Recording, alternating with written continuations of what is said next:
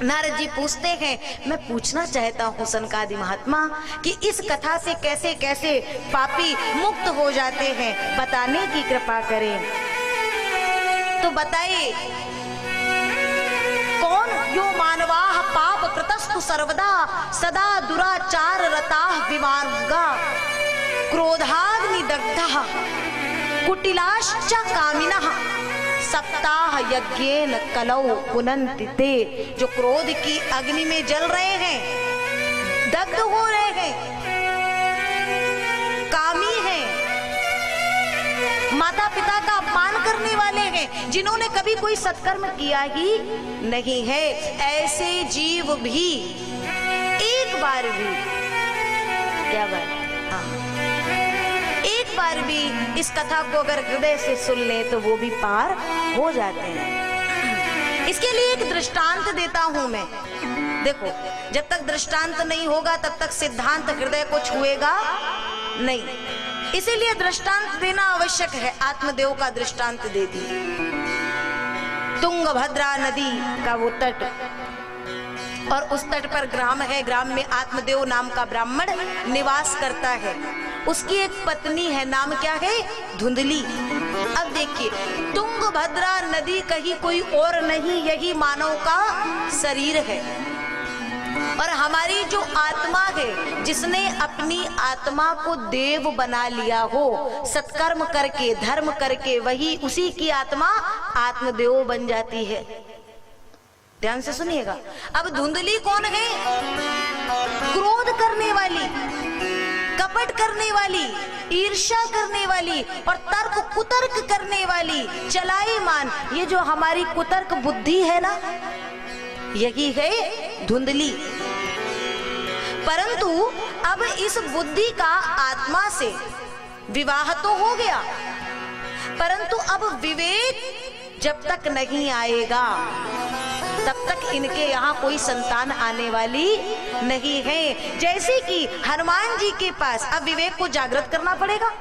और विवेक जागृत कब होगा? जैसे हनुमान जी के पास तो बल बहुत था, शक्ति बहुत थी, लेकिन वो बल जागृत नहीं हो सका। कब तक? जब तक जामवंत जी ने बल को याद नहीं दिलाया। और बल कैसे याद आएगा? ऐसे नहीं याद आएगा कि आप कथा में बैठे, बगल वाले ने कहा चलो ना, अब वही भगवान आने वाले हो, भगवान ने कहा अच्छा गए, हम भी चले। और जैसे ही भगवान चले ना, तो फिर भगवान जब पलटते हैं तो वो दूरी जन्मों की बन जाती है। इसलिए बहुत सावधानी से कथा में बैठो, कहीं भी बैठो। हमारी कथा मतलब हमारे मुखार बिंदु द्वारा जो कथा गाई जा रही है या कि किसी और के द्वारा भी गाई जाए, कहीं भी कथा में बैठो, एक क्षण को भी इधर उधर निरर्थक मत गंवाना। इधर उधर के व्यर्थ प्रपंच तो हम बहुत करते आ रहे हैं। इस कुछ दिनों में मैंने इतनी कुछ बातें देखी कि मुझे लगता है अपना एक भी क्षण अब निरर्थक जाना नहीं चाहिए। न जाने कब हमारा कौन सा क्षण आखिरी हो जाए और हमें मृत्यु को आलिंगन करना पड़े, गले लगाना पड़े। तो क्यों ना हम ऐसा कुछ कर ले कि ध्रुव की तरह मृत्यु के शीश पर पांव रख करके आगे बढ़ जाएं। क्यों मृत्यु हमारा आलिंगन करे, हम मृत्यु को भी झुका देना, ऐसा कुछ कर जाए। और तब कहते हैं आत्मदेव जी के पास में सब कुछ है, परंतु आत्मदेव एक बार बड़े दुखी हुए, क्योंकि सब कुछ होने के बाद में संतान नहीं है, पुत्र नहीं है। और धिक कुलम प्रजा, धिक कुलम संतति बिना, जिस कुल में, जिस वंश में संतति नहीं है, संतान नहीं है, धिक्कार है। आत्मदेव कह रहे हैं क्या करूं? सब घर बार छोड़ करके जंगल में निकल गए, वन में चले गए और वहां जाकर के प्राण त्याग कर दूंगा, ऐसा संकल्प करके गए हैं। बैठे कि वहां एक संत का आगमन हो गया। और जब वो संत आए, उन्होंने देखा, कारण पूछा, और आत्मदेव को लगा कहीं भगवान ने कृपा करके इन्हें भेजा तो नहीं है। कारण बता दिया, और जो ही कारण बताया तो कहने लगे महाराज अब ऐसी कृपा करो, आप मिल गए हो तो कृपा का वरद हस्त करो और हमारे संतान हो जाए। एक संत ने एक बात लिखी, उस महात्मा ने आत्मदेव को कहा भगवान ने तुमको संतान नहीं दी, इसका मतलब समझ लो भगवान तुमसे बहुत प्रेम कर रहे हैं और तुमको इस संसार की संतान नहीं दी, तुमसे बहुत कुछ बड़ा कराना चाहते हैं। सुनो, किस लिए संतान चाहते हो? आत्मदेव ने कहा संतान नहीं होगी, पुत्र नहीं होगा, मेरी गति कैसे सुधरेगी, मैं सदगति को कैसे प्राप्त होऊंगा, मेरे इतने धन ऐश्वर्य संपत्ति का क्या होगा? महात्मा ने कहा इस संसार में तो बहुतों के पुत्र हैं, क्या जिनके जिनके पुत्र हुए क्या उनको उनकी गति मिल गई? क्या उनको सदगति मिल गई? अरे पुत्र संतान क्यों चाहिए? वो हमारा पिंड दान करेगा। अरे मैं कहती हूँ पिंड क्या है? पिंड का मतलब वो आटे का एक पिंड बना करके दान करना नहीं होता। ये शरीर क्या है? ये शरीर पिंड है और इस पिंड को हमें भगवत चरणार रागों में, भगवत चरणार विंदों में दे देना है, दान कर देना है। क्या हमने अभी तक अपना ये देह दान किया? जीते जी ना कर पाए, मरने के बाद सोचते हैं नरक में न जाना पड़े, इसलिए पुत्र हो तो पिंड दान कर देगा। ठीक है, अच्छी बात है, हमारे पितर आशीष देते हैं जब आगे की संतानें पिंड दान करती हैं, श्राद्ध करती हैं, लेकिन भगवान के यहाँ इतनी जल्दी स्थान मिलने वाला नहीं है। जिसने जीवित रहते हुए जीते जी अपने जीवन को सुधार लिया और अपना यह शरीर भगवान के श्री चरणों में रख दिया, भगवान उठा करके उसको हृदय से लगा लेते। जैसे हनुमान जी महाराज को लगा लिया, जैसे नारद को लगाया, जैसे सूर को लगाया, मीरा को लगाया, वैसे हम आप सब ऐसे मीरा बन जाओ, आवश्यकता ही ना पड़े किसी पिंडदान की, किसी श्राद्ध की। जो मीरा सशरीर जाकर के भगवान में विलीन हो गई थी,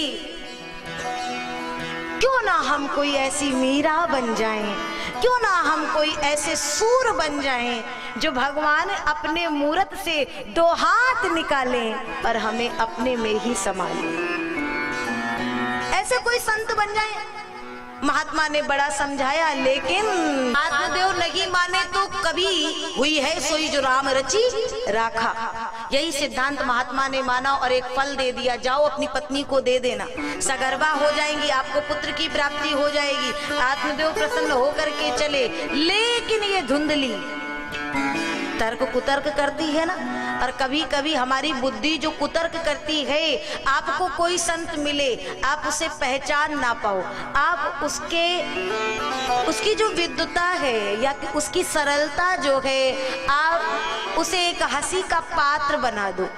कभी देखना, ऐसा हमारे जीवन में, सबके जीवन में होता है, और उसी समय वो संत आगे बढ़ जाता है। हम जीवन भर रोते रहते हैं, कोई सच्चा गुरु मिल जाए, कोई सच्चा संत मिल जाए। क्यों?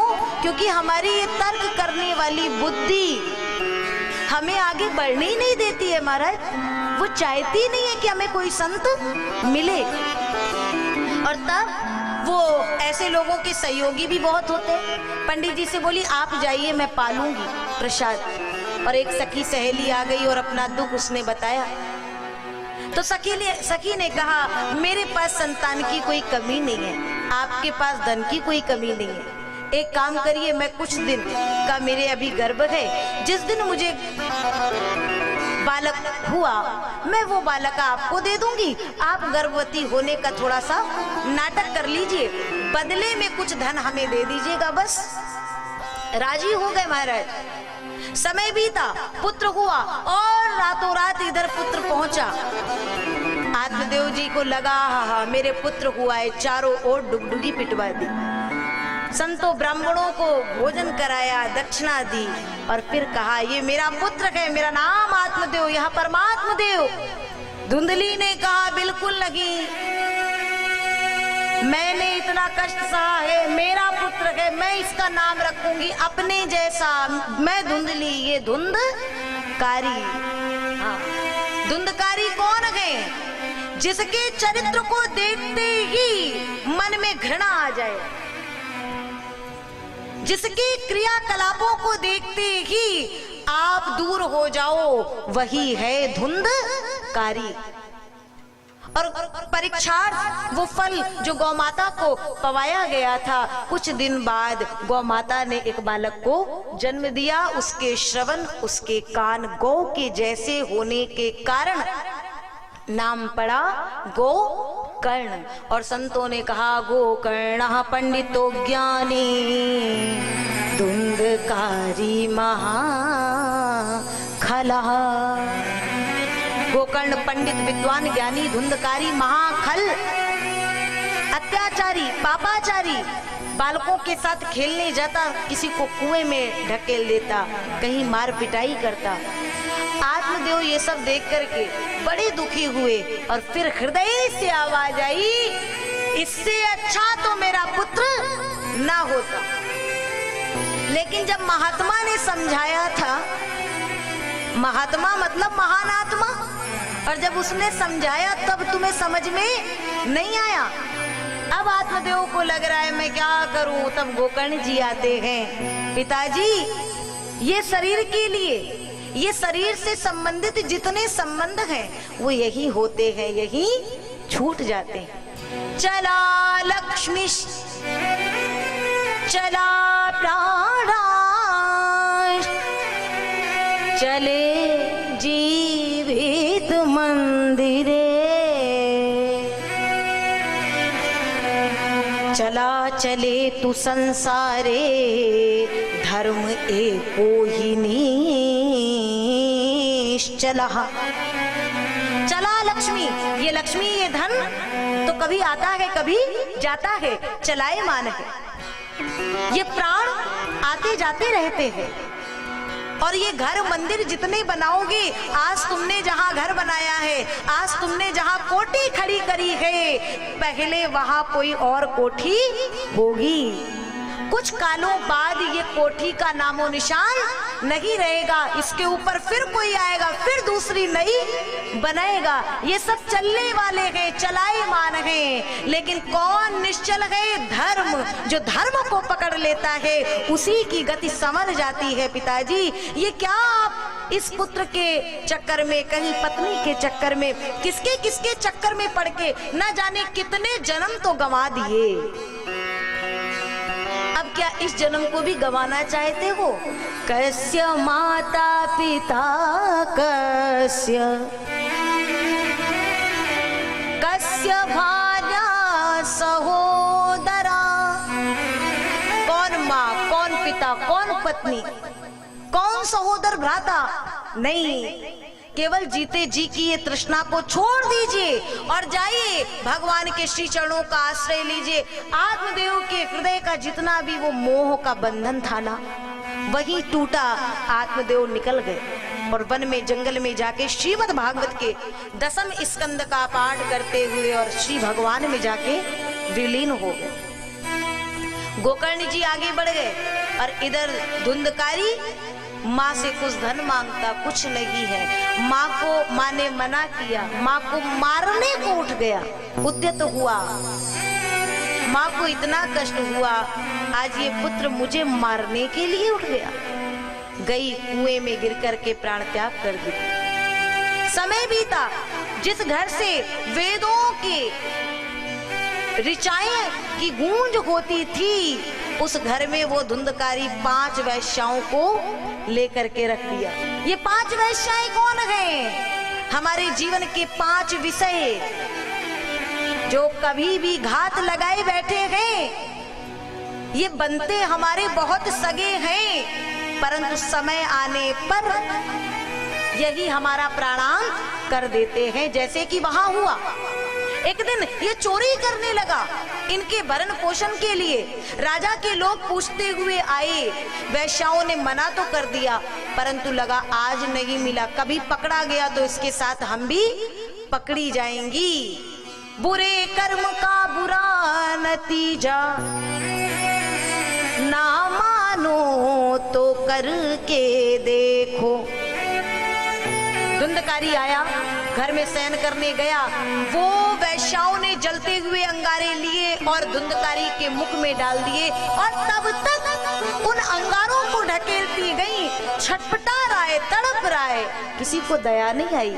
ये विषय ऐसे ही है, इन्हें दया नहीं आएगी तुम पर। एक भी क्षण के लिए ये आपको छोड़ेंगे नहीं जब तक कि प्राणांत नहीं हो जाएगा। और जब तक धुंधकारी का प्राणांत नहीं हो गया तब तक वो अंगारों को ढकेलती गई।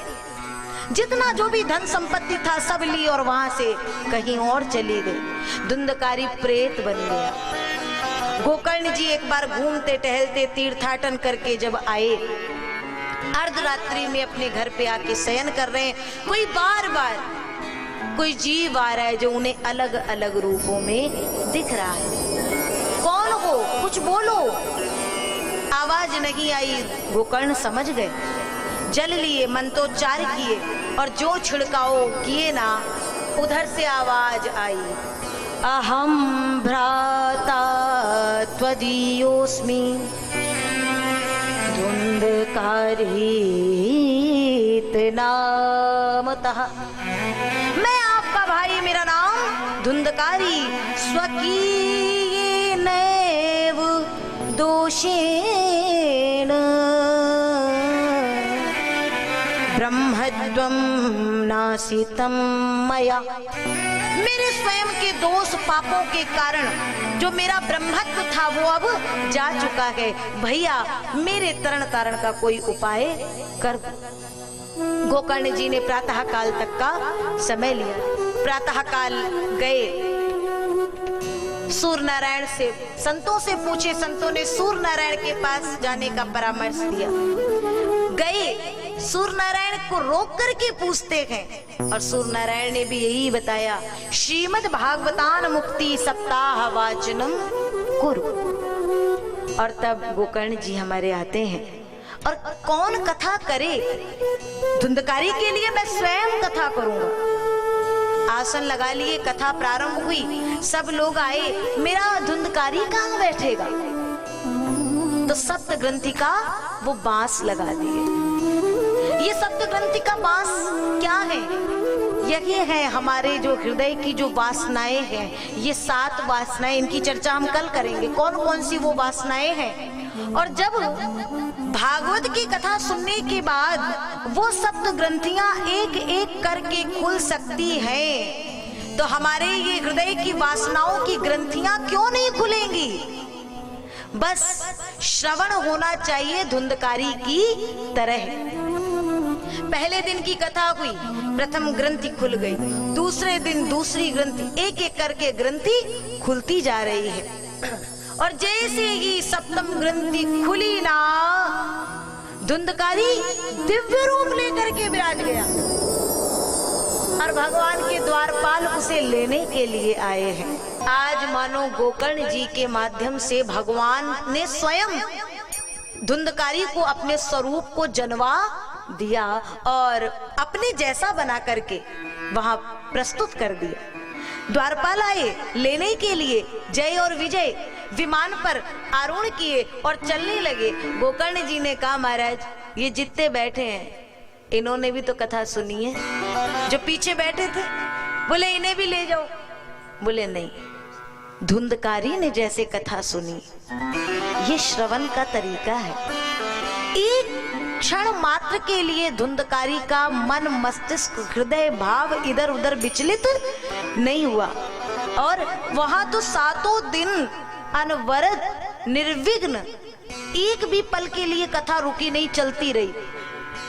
और हम लोगों को कुछ तो शंकाएं, वो दीर्घ, वो लघु, और फिर भूख प्यास, ये पिपासा, ये इतना सताती है महाराज कि 2-3 घंटे भी हम एक आसन पर लग करके बैठ नहीं पाते हैं। तो हमारे लिए क्या विमान आएगा? अभी हमें बहुत जन्म लेने पड़ेंगे उस स्थिति पे पहुंचने के लिए। इसलिए धुंधकारी को तो ले गए भगवान के धाम में। धुंधकारी बारंबार गोकर्ण जी को साधुवाद करता है, धन्यवाद ज्ञापित करता है। और उसके पश्चात सावन के महीने में पुनः गोकर्ण जी ने कथा सुनी। जिन जिन भक्तों ने हृदय से कथा को हृदयंगम किया वो पुनः भगवान के द्वार पे गए। ये भागवत की कथा त्वरित तुरंत फल देने वाली है।